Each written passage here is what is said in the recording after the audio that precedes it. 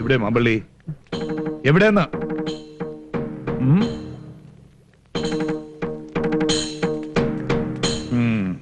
അത് ശരി. മാമ്പള്ളി ഇങ്ങോട്ട് ഇറങ്ങി വരിക.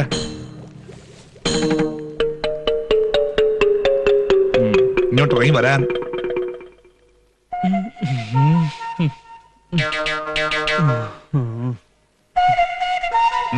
എന്താ എല്ലാവരും നോക്കി നിൽക്കണേ?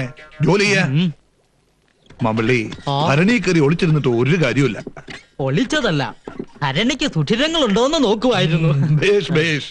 ദന്ത്യത്തിന്റെ ചേരുവകൾ എന്തൊക്കെയാണെന്നറിയോ? നാഗദന്തി വരെ, കുമ്പിൽ വരെ, കൂവള വരെ, മുഞ്ഞ വരെ, മൂവില വരെ, ഒരില വരെ, പലകപ്പയ്യാനി വരെ, കറുത്ത ചുണ്ട വരെ, വെളുത്ത ചുണ്ട വരെ ഇത്യാദി ചേർത്ത് ഒരു ഫലം വീതം. പിന്നെ കറുത്ത ചുണ്ടയും വെളുത്ത ചുണ്ടയും മാത്രമല്ല, ഞെരിഞ്ഞിലും ത്രിബലത്തോടും കൊടുവേലക്കിഴങ്ങും ഒരു ഫലം വീതം ചേർക്കണം വിധി പ്രകാരം. പറയാഞ്ഞിട്ടല്ല. ഇങ്ങോട്ട് ഇറങ്ങുക. സ്വിച്ചിട്ട ഇതൊക്കെ ഉണ്ടാക്കുന്ന യന്ത്രങ്ങൾ വരുത്താൻ ധനോല്ലാഞ്ഞിട്ടല്ല, നിങ്ങളെയൊക്കെ തീറ്റിപ്പോറ്റണേ.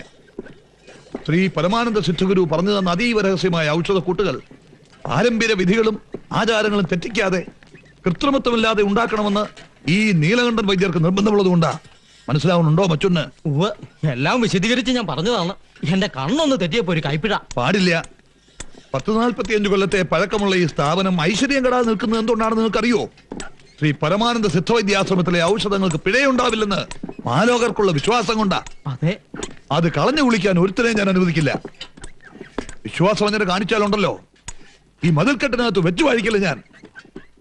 ഈ പരമാനന്ദ സിദ്ധഗുരുവാണ് സത്യം. പറഞ്ഞത് കേട്ടല്ലോ. ഒരണപ്പല്ലേ. നന്നായി.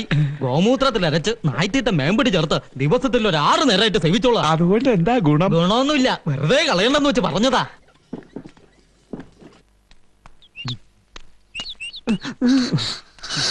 എന്താ കുട്ടി ഇങ്ങനെ പൊട്ടം കടിച്ചു മാതി പറഞ്ഞേ? സുഭദ്രാമച്ചി ഉണ്ണിമാമയെ പോലെ വേണ്ടി സംസാരിക്കുന്നു.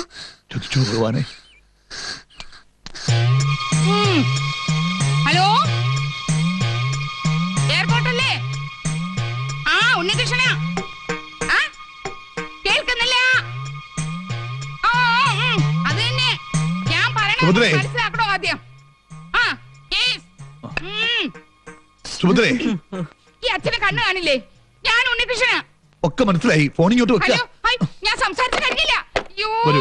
ഈ അച്ഛനെ കൊണ്ട് ഞാൻ തോറ്റു. എന്താ ചെയ്ത? കയ്യെന്ന് വിടൂ. ഞാൻ എയർപോർട്ടിലേക്ക് വിളിച്ചതാ. പൊട്ടിത്തെറിക്കാത്ത പ്ലെയിൻ വല്ലതും ഉണ്ടോന്ന് അറിയാനാ. അത് മുഴുവൻ നശിപ്പിച്ചു. അതൊക്കെ ഞാൻ അന്വേഷിച്ചോളാം. ഓപ്പോള് ധൈര്യമായിട്ടിരിക്കുക. ഓപ്പോളോ? നല്ല കഥ. വാസുമാമയ്ക്കും എന്നെ കണ്ടിട്ട് മനസ്സിലാവില്ലാത്ത കഷ്ടാണേ. എടുത്തോളൂ. കുട്ടി മരുന്ന് മുടക്കി അല്ലേ? കുഴപ്പമൊന്നുമില്ല, വേണ്ടാന്ന് സുഭദ്രാമച്ചി എന്നെ പറഞ്ഞത്. അല്ല, അമ്മ അവിടെ പോയിരിക്കാ? സുഭദ്രാമച്ചി അടുക്കളയിലുണ്ട്. ഉണ്ണിയമ്മ എന്നോട് വന്നോളൂ. എന്നാലും പോയില്ലെന്നൊരു നാളുണ്ടെന്ന് ഞാൻ എപ്പോഴാ അറിയണേ? നമ്മൾക്കറിയാത്ത എന്തൊക്കെയോ ഉണ്ട് കുട്ടിയെ ഈ അണ്ടകടാകത്തില്. ഇത്ര ചെറുപ്പത്തിലെ സ്വാമിമാർക്ക് ഇത്രയും ജ്ഞാനദൃഷ്ടി എങ്ങനെ ഉണ്ടാവും അച്ഛമ്മേ? അവരൊന്നും നമ്മളെ പോലെ വെറും മനുഷ്യജന്മങ്ങളല്ല, അവതാരങ്ങളല്ലേ, അവതാരങ്ങള്. ഉണ്ണിയുടെ അച്ഛൻ വന്നു തോന്നുന്നു. ഇന്നിനി മതി, ഇതെല്ലാം എടുത്തോട്ട് പൊടി.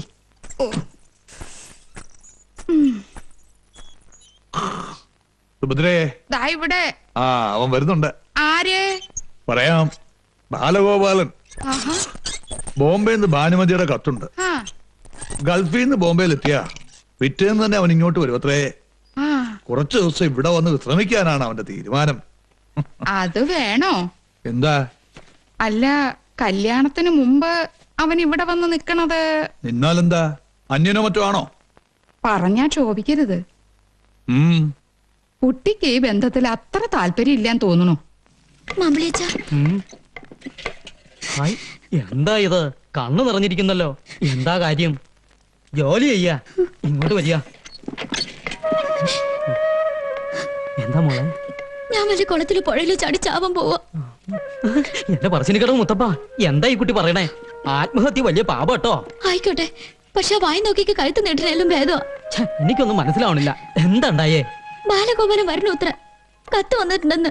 എനിക്ക് ഇഷ്ടമില്ലെന്ന് മുത്തശ്ശി പറഞ്ഞതാ. എന്നിട്ട് ഒരഞ്ച് ഇളകിയിട്ടില്ല മുത്തശ്ശിന്റെ മനസ്സ്. എന്നോട് സ്നേഹം ഉണ്ടെന്ന് പറയണ വെറുതെയാ. ഒക്കെ വെറും നാട്യ. ഹൈ, എന്തിനെങ്ങനെ കിടന്ന് പഠിക്കണേ? കോളേജിൽ പഠിക്കണ കുട്ടിയല്ലേ നീയെ? ആൾക്കാരെ കേട്ടാ കളിയാക്കി ചിരിക്കും. വേണ്ട, പറഞ്ഞു മയക്കണ്ട. അതിലൊന്ന് തീരുമാനിച്ച പിന്നെ മാറ്റില്ല. എന്റെ മനസ്സിന് ഇഷ്ടമല്ലാത്ത ആൾക്ക് അങ്ങനെ പിടിച്ചു കൊടുക്കാച്ച ജീവൻ കളയും ഞാൻ. അയ്യേ, വേണ്ടാതൊക്കെ ചിന്തിക്കാണ്ടിരിക്കാം. വേറെ എന്തൊക്കെ വഴി കിടക്കണു? എന്ത് വഴി? എല്ലാത്തിനും പരിഹാരം ഉണ്ടാക്കാൻ ഒരാളിവിടെ എത്തിയിട്ടില്ലേ? ജയദേവാനന്ദ സ്വാമികൾ. വസു, ഞാൻ എത്തി. ഉന്നാരും ഒന്നും വേണ്ട. ആരാ അകത്തേക്ക് വരാൻ പറഞ്ഞേ? പകർച്ച വാങ്ങാൻ. അടുക്കളപ്പുറത്ത് നിന്നാ മതി ഞാൻ പറഞ്ഞിട്ടില്ലേ?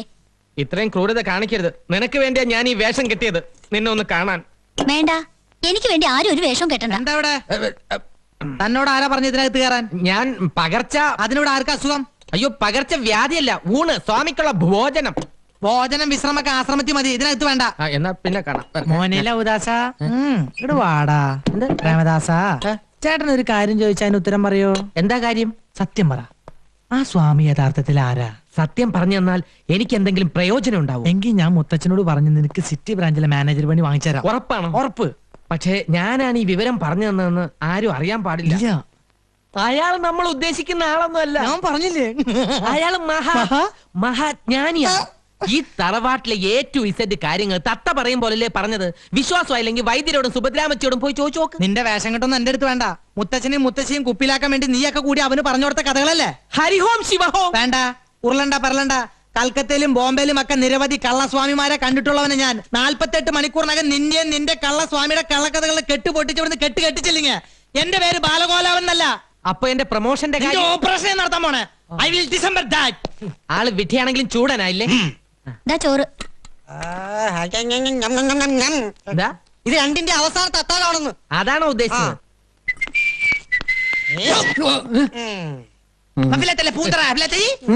താൻ സിറ്റി ബ്രാഞ്ചിലെ സെയിൽസ്മാൻ അല്ലേ? അതെ. തനിക്ക് ഈ ആശ്രമത്തിൽ എന്താ പണി? ഹോമം നടത്താനുള്ള സാധനങ്ങൾ കൊണ്ടു കൊടുക്കാൻ വൈദ്യര് പറഞ്ഞിട്ട് വന്നതാ. ഹോമോ? ഞാനൊരു സത്യം പറയാം. മരിച്ചുപോയ ഉണ്ണികൃഷ്ണൻ സാറ് ഇപ്പോഴും ഇവിടെ ഉണ്ട്. ഉണ്ണികൃഷ്ണൻ സാറിന്റെ ആത്മാവ് ഇപ്പോഴും ഇവിടെ ഉണ്ടെന്ന്. ഇടക്കിടക്ക് ഇവിടെ വരും, സുഭദ്രാമച്ചിയുടെ ദേഹത്ത് കൂടും. അതിനൊക്കെ ശാന്തി കിട്ടാൻ വേണ്ടി ഇന്നു മുതൽ സ്വാമി ഒരു ഹോമം തുടങ്ങാൻ പോവുക. Be careful. എന്നിട്ട് സാധനങ്ങളൊക്കെ സ്വാമിനെ ഏൽപ്പിച്ചോ? ഏൽപ്പിച്ചു. എന്നാ പോ. സാധ്യനാരായണ ഋഷി ദേവി ഗായത്രി ഛന്ദ പരമാത്മ ദേവത ഓം നമോ നാരായണ ഓം കാളി കാളേശ്വരി സർവമംഗല സ്വരൂപിണിയ സ്വാഹ സ്വാഹ. ശിഷ്യ സ്വാമി കൈക്കുമ്പിൾ നീട്ടിക്കൊള്ളൂ. ഹരിഹോം. ദൈവമേ, എഴുന്നേറ്റ് ഇടമോ വലമോ തിരിഞ്ഞോ നോക്കാതെ ഒന്ന് മുരിയാടാതെ കിടപ്പുമുറിയിൽ ചെന്ന് മുറിയുടെ കിഴക്ക് ഭാഗത്തി പ്രസാദം വെക്കുക. ബ്രാഹ്മമുഹൂർത്തത്തിൽ എഴുന്നേറ്റ് ഈ സിന്ദൂരം നെറ്റിയിൽ അണിയുക. സ്വാമി ദക്ഷിണ. ഓ ആവാം. പിന്നെന്താ, എഴുന്നേറ്റുള്ളൂ എഴുന്നേറ്റുള്ളൂ. ദക്ഷിണ. ഓം കാളി അമ്മേ സർവമംഗളാനുഭവന്തു. എല്ലാ വിഘ്നങ്ങളും മാറട്ടെ. ആകാശം തന്നെ ദക്ഷിണ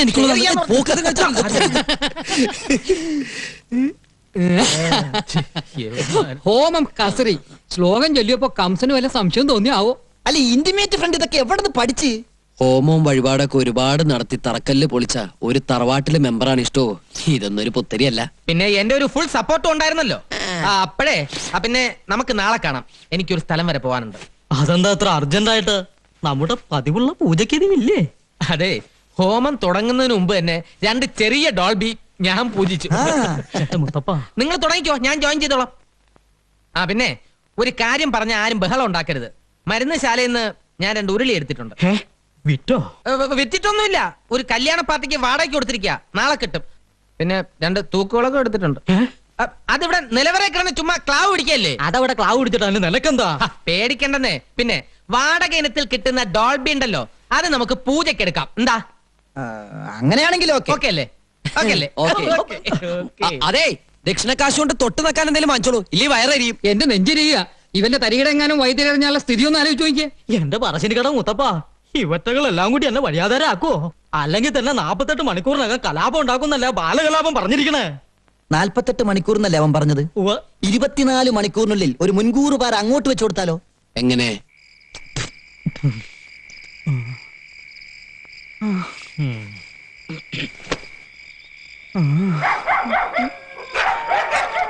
ആരാ?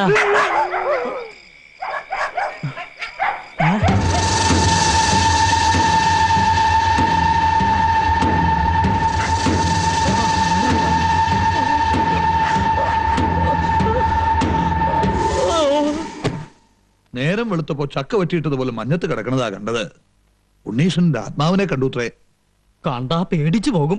ഒന്നേ നോക്കിയുള്ളൂ, ആരാ എന്ന് ചോദിച്ചതും അപ്രത്യക്ഷമായി. ഇയാൾക്ക് വെറുതെ തോന്നിയതാവും. മദ്യം ശരിക്കും സേവിച്ചിരുന്നല്ലോ. മദ്യോ?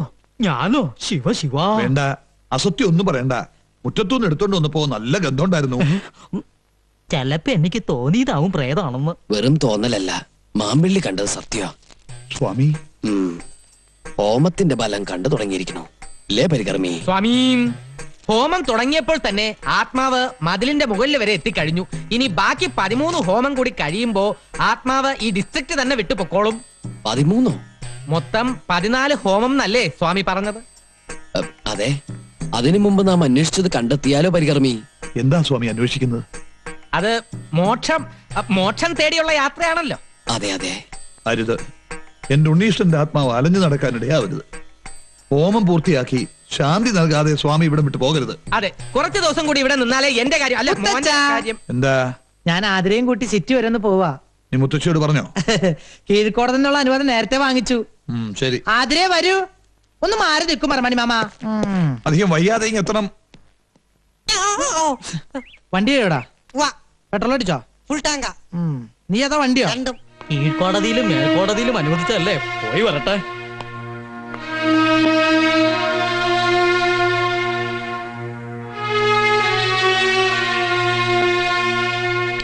ആതിരേ വരൂ. Time is very waste. എന്താണ് ഈ യാത്രോദ്ദേശം? വലിയ ജ്ഞാനദൃഷ്ടിയുള്ള ആളല്ലേ, കണ്ടുപിടിക്കൂ. ബാല, ക്ഷമിക്കണം, വിവരമില്ലായ്മ ഉണ്ടാ. മനസ്സിലായി. എന്തായാലും നാം ഇവിടെ ഉള്ളിടത്തോളം കാലം അങ്ങയുടെ പേരമകൻ അറിഞ്ഞുകൊണ്ട് ആപത്തിൽ ചാടാൻ അനുവദിച്ചുകൂടല്ലോ. മാർഗമത്തെ നാം ഒരു അപകടം കാണുന്നു.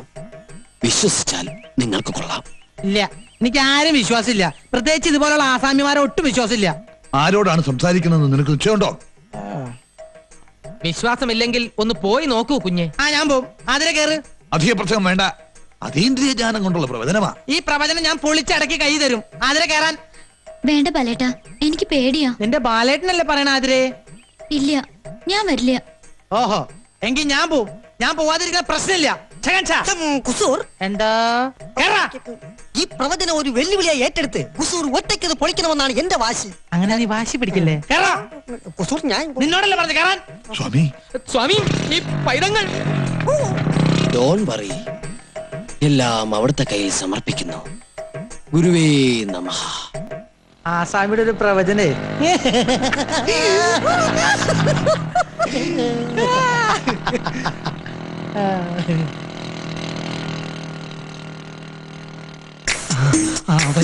വരുന്നുണ്ട്. വണ്ടി സ്റ്റാർട്ടാക്കിക്കോ. പറഞ്ഞതൊക്കെ ഓർമ്മയുണ്ടല്ലോ. ഒരു ചെറിയ തട്ട് തട്ടിയാ മതി. ആള് ഡെഡ് ബോഡി ആകരുതേ. ഡെഡ് ബോഡി ആവോ ലൈഫ് ബോഡി ആവോ എന്നൊന്നും പറയാൻ പറ്റില്ല.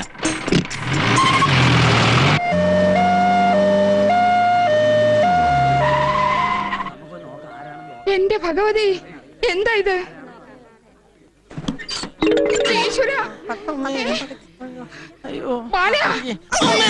എന്റെ ബാല, നിനക്ക് എന്ത് പറ്റി? ഒന്നും പറ്റിയില്ല. ഒരു ജീപ്പായിട്ടൊരു ചെറിയൊരു ഏറ്റുമുട്ടൽ. ആംബുലൻസ് വണ്ടിയുടെ നിലവിളി കേട്ടപ്പോ ഞാൻ വിചാരിച്ച് ഡെഡ് ബോഡി ആയിരിക്കും. അങ്ങനെ എളുപ്പമൊന്നും ശവമാവുന്ന ബോഡി അല്ല ഇത്. പ്രിയ വർക്കേഴ്സ്, നിങ്ങൾ ആരും കരയരുത്. ഇങ്ങനെയുള്ള അപകടങ്ങൾ വരുന്നത് എനിക്ക് വലിയ ഇഷ്ടാ. അയ്യോ, വല്ലപ്പോഴൊരിക്കലേ വരുള്ളൂ. അത് ഞാൻ ഓണം വിഷു പോലെ ആഘോഷിക്കും. അതുകൊണ്ട് തന്നെയാ ആംബുലൻസിൽ വന്നത്. അറിയാത്ത പിള്ളക്ക് ചൊറിയുമ്പോഴേ അറിയൂ. പറഞ്ഞാൽ അനുസരിക്കൂലല്ലോ. അനുഭവിക്കുക. അല്ലാതെന്താ? സ്വാമി വരുന്നു. ഇത്രയും കൊണ്ട് അവസാനിച്ചതിന് സ്വാമിക്ക് നന്ദി പറയാ. സ്വാമി പ്രവചിച്ചപ്പോ അനുസരിച്ചാ പോരായിരുന്നോ? ഇനിയെങ്കിലും സിദ്ധിയുള്ളവരെ വിശ്വസിക്കാം. ഇടി കൊണ്ടത് ഡൈവ് ചെയ്ത് ഞാനൊരു പോസ്റ്റിംഗ് കയറി തൂങ്ങി. അതുകൊണ്ട് ഞാൻ രക്ഷപ്പെട്ടു. നീ വാ. അയ്യോ, ധിക്കാരം കാട്ടാണ്ടിരുന്നെങ്കിൽ ഇങ്ങനെ കൂവേണ്ട കാര്യം ഉണ്ടായിരുന്നോ? പിടിക്കണ്ട, ഞാൻ തനിയെ വന്നോളാം. പരിത്രാണായ സാധൂനാം വിനാശായ ചതുർഭുജാം എന്നാണല്ലോ. ചതുഷ്കൃതാമെന്നല്ലേ സ്വാമി? അങ്ങനെയും പറയാം. അതെ, സംസ്കൃതമല്ലേ. സംഭവാമി യുഗേ യുഗേ. വരാനുള്ളതൊന്നും വഴി തങ്ങില്ല, കൂടെ വരും. ഇതങ്ങനെ വന്നല്ലോ. അറിഞ്ഞോണ്ട് ആരോ ഒരിക്കൽ കണിയാ. ആ ജീപ്പിന്റെ നമ്പർ ഞാൻ നോട്ട് ചെയ്ത് വെച്ചിട്ടുണ്ട്. നേരോ? ആ, അമ്മച്ചിയാണ് നേരെ. പക്ഷെ ആശുപത്രിയിൽ ചെന്ന് ഓർമ്മ വേണപ്പ ഞാൻ മറന്നുപോയി. ഇതിന്റെ പിന്നിൽ പ്രവർത്തിച്ച കറുത്ത കൈകളെ ഞാൻ കണ്ടുപിടിക്കും. ബൈക്ക് എന്തിയേ? അതൊക്കെ വർഷാപ്പിൽ പറക്കി കൂട്ടി വെച്ചിട്ടുണ്ട്. റാണി മാമ അതിനെ വരൂ, ആവി പിടിക്കാം.